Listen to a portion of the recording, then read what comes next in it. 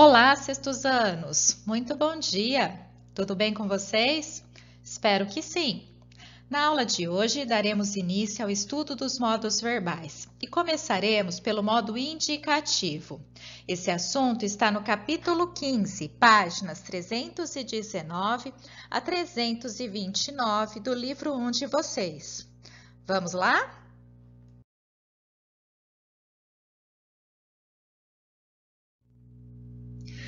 Vamos aqui relembrar que verbo é uma palavra variável e que, por ser uma palavra variável, o verbo pode ser conjugado em tempo, em modo, número, pessoa e voz.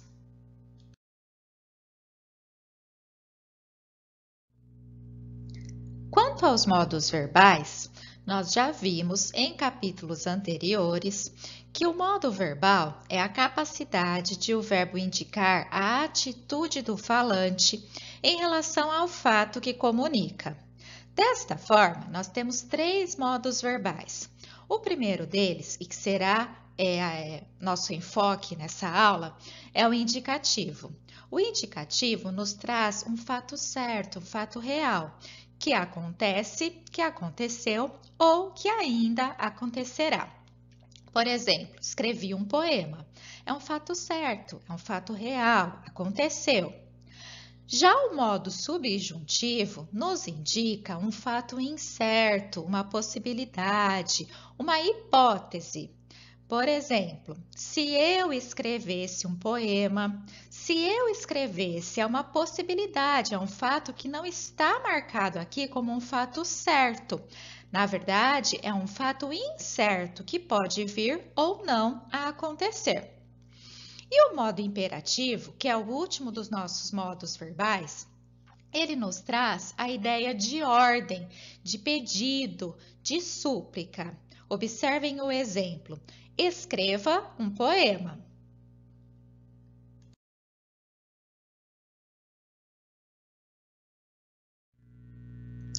Hoje, conforme já mencionei, nós veremos o modo indicativo e todas as suas características e seus tempos específicos. Assim, o conceito de modo indicativo é aquele utilizado para exprimir um fato ou uma ação habitual em sua certeza, quando refere-se ao presente, ao passado e ao futuro. Os tempos do modo indicativo são presente, pretérito, que indica passado e que pode ser subdividido em pretérito perfeito, imperfeito e mais que perfeito. E o futuro, que pode ser dividido em futuro do presente e futuro do pretérito. Vamos ver cada um deles agora.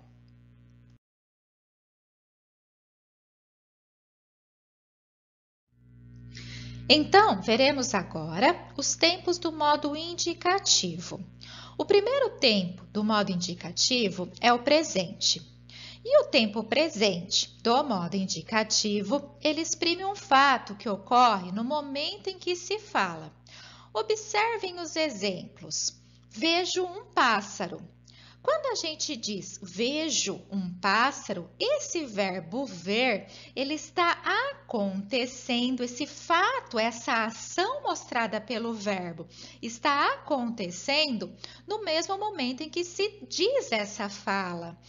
Vejo um pássaro na janela. É como se nós tivéssemos a palavrinha agora, neste momento. Esse tempo presente também pode indicar uma ação habitual. Gosto muito de brigadeiro. Então, esse fato, essa ação de gostar também está sendo expressa no momento em que se fala, no momento em que se diz esta frase.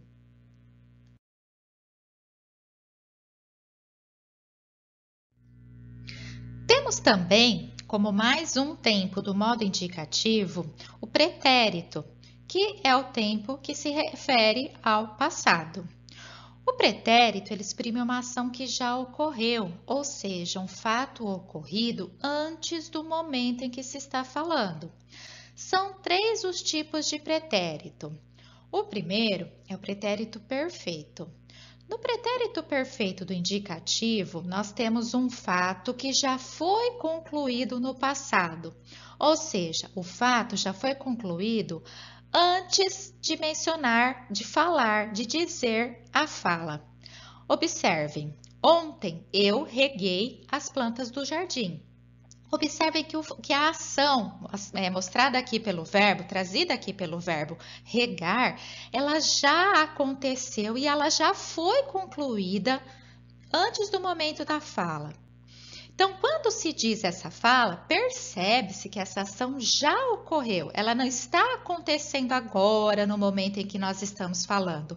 Ela já aconteceu, ela já foi concluída antes de nós dizermos, ok?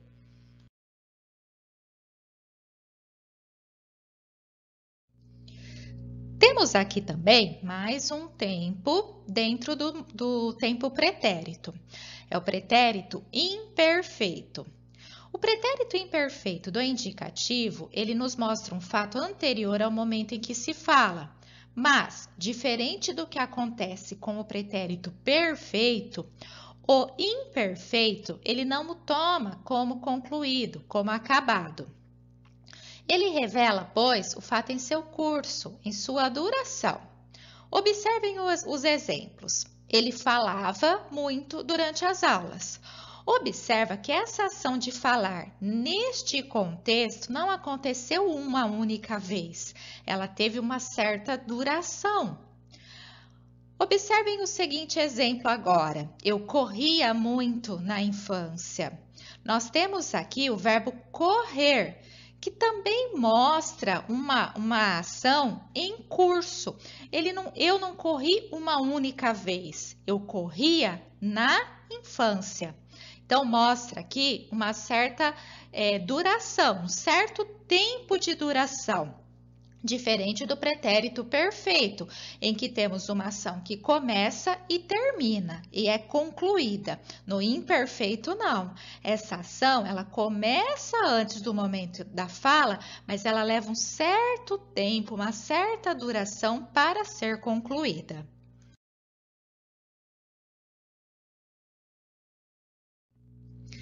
Temos também, ainda dentro do pretérito, o tempo chamado pretérito mais que perfeito.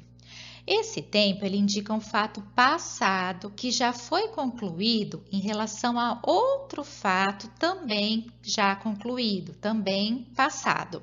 Então, o que nós temos aqui, na verdade, são duas ações que aconteceram quase ao mesmo tempo, só que uma um pouquinho antes da outra. Observem, quando notei, a água já transbordara da banheira. O que aconteceu primeiro? Eu notei ou a água transbordou? O que aconteceu primeiro foi que a água transbordou e depois eu notei.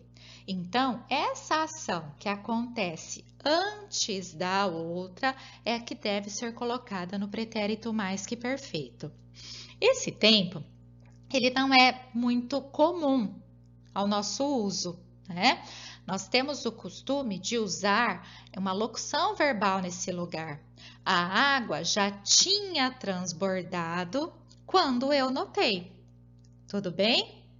Por isso, a dificuldade, às vezes, de se entender um pouco o pretérito mais que perfeito.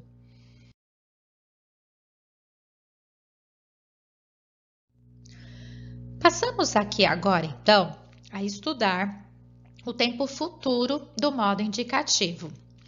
O futuro é a ação que ocorre depois do momento da fala. E ele pode ser dividido também em dois tempos. Nós temos o futuro do presente, que é o futuro normal, aquele fato que ainda vai acontecer. Exemplo, o meu irmão chegará amanhã, tempo futuro. Temos também o futuro do pretérito do modo indicativo. Aqui nós temos um fato futuro tomado em relação ao fato passado. Nós cantaríamos na festa de despedida. É como se fosse uma possibilidade.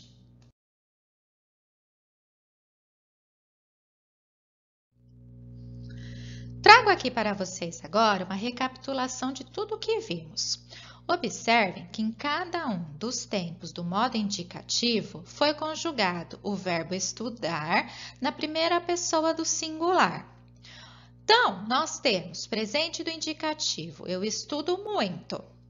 Pretérito imperfeito, eu estudava muito. Já no pretérito perfeito, que é a ação concluída lá no passado, nós temos eu estudei muito. No pretérito mais que perfeito, eu estudara. Futuro do presente, eu estudarei muito. E futuro do pretérito, eu estudaria muito. A partir das primeiras pessoas do singular em cada um dos tempos aqui colocados para vocês, nós conseguimos fazer a conjugação das demais pessoas do discurso. Tu, ele ou ela, nós, vós, eles ou elas, em cada um dos tempos do modo indicativo.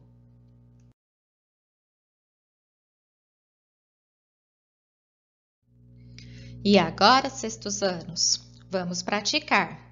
Resolvam os exercícios 1 e 2 da página 319. Façam a leitura da parte teórica nas páginas 320 e 321. E vocês já sabem, alguma dúvida, marquem um asterisco para que possamos conversar durante nossa live. Resolvam também os exercícios 3 ao 8, que estão nas páginas 322 até a página 324. Tentem fazer o máximo que puderem. Bons estudos, boa sorte e até já! Um beijo!